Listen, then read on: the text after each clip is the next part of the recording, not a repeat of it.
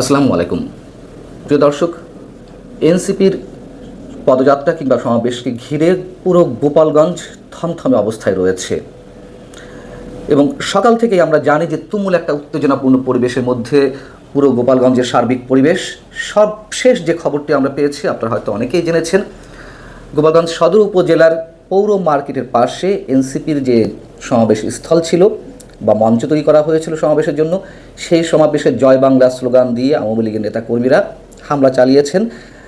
মঞ্চে থাকা mic, sound box, chair সব কিছু ভাঙচুর করা হয়েছে এবং বিভিন্ন পয়েন্টে আওয়ামী লীগের শত শত, কোথাও কোথাও শত শত, কোথাও কোথাও হাজার হাজার নেতাকর্মী অবস্থান করছে। তারা স্লোগান তুলছে, ৭১-এর হাতিয়ার গর্জে উঠুক আরেকবার, তুমি কে আমি কে, বাঙালি বাঙালি। এবং এটুকু বলে রাখি যে ৫ আগস্টের পরে গোপালগঞ্জে এই পরিমাণ আওয়ামী লীগের নেতাকর্মীর উপস্থিতি সম্ভবত এই প্রথম। ৫ আগস্টের পর এর আগে এই পরিমাণ নেতাকর্মী প্রকাশ্যে দেখা যায়নি। যদিও আওয়ামী লীগের রাজনৈতিক কার্যক্রম এই মুহূর্তে নিষিদ্ধ অবস্থা রয়েছে, এখন যারা মিছিল করছে বা রাস্তা অবরোধ করে রেখেছে। সবচেয়ে বড় কথা যে গোপালগঞ্জের সমাবেশ স্থলে পদযাত্রা নিয়ে যে রুট দিয়ে এনসিপির নেতাকর্মীদের আসার কথা ছিল, অর্থাৎ বরিশালের গৌরনদী এবং গোপালগঞ্জের কোটালীপাড়া সড়ক, এই সড়কে সকাল থেকেই আওয়ামী লীগের হাজার হাজার নেতাকর্মী অবস্থান করছে। তারা রাস্তা ব্যারিকেড দিয়ে রেখেছে এবং এটাও তো নিশ্চয়ই আমরা জানি যে সকালে পুলিশের একটি গাড়িতে অগ্নিসংযোগ করা হয়েছে, ভাঙচুর করা হয়েছে, ৩ পুলিশ সদস্য আহত হয়েছেন। ওই গাড়ি বা গাড়িতে হামলার বিষয়টি দেখার জন্য গোপালগঞ্জের ইউএনও, সদর উপজেলার সম্ভবত ইউএনও, তিনি যখন বিষয়টি দেখার জন্য যাচ্ছেন, তার গাড়ির সামনেও ব্যারিকেড সৃষ্টি করা হয় গাছ ফেলে এবং তার গাড়িতেও হামলা করা হয়, ভাঙচুর করা হয়। এই অবস্থায় এসে আওয়ামী লীগের নেতাকর্মীরা যেটা বলছেন যে কোনো অবস্থাতেই এনসিপির পদযাত্রা গোপালগঞ্জে হতে দেওয়া হবে না বা তাদেরকে সমাবেশ করতে দেওয়া হবে না। এদিকে আবার এনসিপি নেতাকর্মীরা যেটি বলছেন যে তারা যে কোনো মূল্যে তারা তাদের কর্মসূচি পালন করবে। সব কিছু মিলে একটা টান টান উত্তেজনা, আর উত্তেজনার খানিকটা বহিঃপ্রকাশ তো দেখা গেছেই। এবং এই উত্তেজনার কেন সৃষ্টি হলো, এর আগেও আমরা অনেকেই মন্তব্য করেছি যে এনসিপির পদযাত্রা কিংবা সমাবেশ যে কোনো জায়গায় করার অধিকার রয়েছে, কিন্তু এই উত্তেজনাটা কারা সৃষ্টি করলো? কি দরকার ছিল উস্কানি দেওয়ার যে মার্চ টু গোপালগঞ্জ পদযাত্রা না বলে অন্য সব জায়গায় যেহেতু পদযাত্রা শব্দটা ইউজ করা হচ্ছে প্রত্যেক জেলায়, সেখানে গোপালগঞ্জের ক্ষেত্রে মার্চ টু গোপালগঞ্জ করা হলো? কোনো প্রয়োজন নেই, কোনো প্রয়োজন ছিল না। এবং যে চরম বিভক্তি এই মুহূর্তে পুরো বাংলাদেশে দেখা যাচ্ছে শেখ হাসিনার চলে যাওয়ার পর বা তার শাসন ব্যবস্থার অবসানের পর, এরকম বিভক্তি সম্ভবত স্বাধীন বাংলাদেশে এর আগে দেখা যায়নি। এদিকে আরও যে ঘটনাটি ঘটেছে,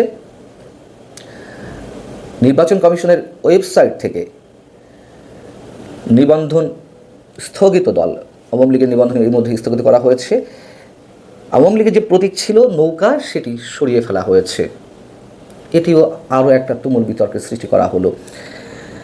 কেন নৌকা প্রতীক সরিয়ে ফেলা হয়েছে, এই প্রশ্নের জবাবে ইসি সচিবালয়ের সিস্টেম ম্যানেজার মোহাম্মদ রফিকুল হক যেটি বলছেন, ঊর্ধ্বতন কর্তৃপক্ষের নির্দেশে নৌকা প্রতীক সরিয়ে ফেলা হয়েছে। তবে আওয়ামী লীগের নাম রয়েছে, আওয়ামী লীগের নামের পাশে সেখানে ব্র্যাকেটে স্থগিত লেখা রয়েছে। সরকারের অন্যতম উপদেষ্টা, খুব প্রভাবশালী উপদেষ্টা এবং ছাত্র প্রতিনিধি হিসেবে যিনি আছেন, আসিফ মাহমুদ সজীব ভুইয়া, তিনি মঙ্গলবারই তার ফেসবুকে উল্লেখ করেছিলেন যে অভিশপ্ত নৌকা মার্কাটাকে আপনারা কোন বিবেচনায় আবার শিডিউলভুক্ত করতে আইন মন্ত্রণালয়ে পাঠালেন? কারণ এর আগে এনসিপির পক্ষ থেকে দাবি করা হয়েছিল যে নৌকা প্রতীক যেন তুলে নেওয়া হয়। তার জবাবে নির্বাচন কমিশনার আব্দুর রহমান মাসুদ যেটি বলেছিলেন যে প্রতীক কখনো নিষিদ্ধ হয় না, নৌকা প্রতীক তো একটা পার্টির জন্য বরাদ্দ দেওয়া হয়েছে। প্রতীক তো নির্বাচন কমিশনের, দলটির নামে যখন অ্যালটমেন্ট বা অ্যালোকেশন করা হয়েছে, দল তো বাতিল হয়নি, পার্টি তো আছে। পার্টি যদিও বাতিল হয়, প্রতীক তো বাতিল হবে না।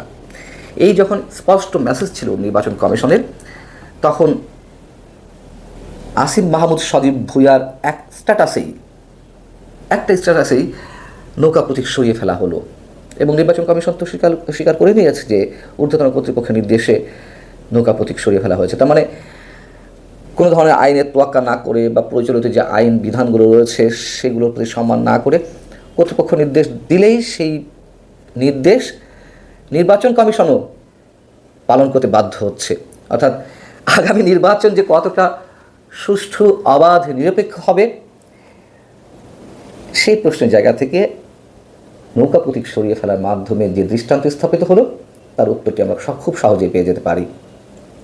এবং এই যে নৌকা প্রতীক সরিয়ে ফেলার যে দাবি আসিফ মাহমুদ সজীব ভুঁইয়ার, যিনি বলছেন যে অভিশপ্ত নৌকা অভিশপ্ত, এই নৌকা প্রতীক নিয়েই তো আওয়ামী লীগ নির্বাচন করে যে নিরঙ্কুশ সংখ্যাগরিষ্ঠতা অর্জন করেছিল ৭০-এর নির্বাচনে, পাকিস্তানি শাসক গোষ্ঠী সংখ্যাগরিষ্ঠ দলের হাতে যখন ক্ষমতা হস্তান্তর করতে টালবাহানা শুরু করলো, সেই থেকেই তো স্ফুলিঙ্গ থেকে দাবানল ছড়িয়ে পড়লো সারা পূর্ব পাকিস্তান এবং তার মধ্য দিয়েই মুক্তিযুদ্ধের যে চূড়ান্ত পথটি তা নির্ধারিত হলো আমাদের জন্য। আওয়ামী লীগকে ফ্যাসিবাদ বলি, স্বৈরাচার বলি, যাই বলি না কেন, আমি আমার ইতিহাসকে কীভাবে অস্বীকার করবো, নৌকা প্রতীককে কীভাবে অভিশপ্ত বলবো, মানে এটিও একটা পূর্ব পরিকল্পনা। আমাদের স্বাধীনতা যুদ্ধের, মুক্তিযুদ্ধের কোনো কিছু থাকবে না, কোনো কিছু রাখা হবে না, নৌকাকে অভিশপ্ত প্রতীক বলা হচ্ছে। বলুন না, যা ইচ্ছে আওয়ামী লীগকে বলুন, আমরাও বলতে পারি। এমন তো না যে আওয়ামী লীগ দুধে ধোয়া। আওয়ামী লীগ অবশ্যই স্বৈরাচারী আচরণ করেছে 15 বছরে, কিন্তু আমি তার সাথে সাথে ইতিহাসের সব কিছুকে অভিশপ্ত বলবো, এগুলো থাকবে না, থাকার কথা নয়। গোপালগঞ্জের শেষ পর্যন্ত কি হয় আমাদের দেখার প্রয়োজন রয়েছে এবং সেখান থেকে নতুন করে যে কোনো ধরনের সমীকরণ অনেকেই নির্ণয় করতে পারেন এবং রাজনৈতিক মোড় অন্যদিকে ঘুরতে পারে। দেখা যাক কী হয়। আল্লাহ হাফিজ, ভালো থাকুন সবাই।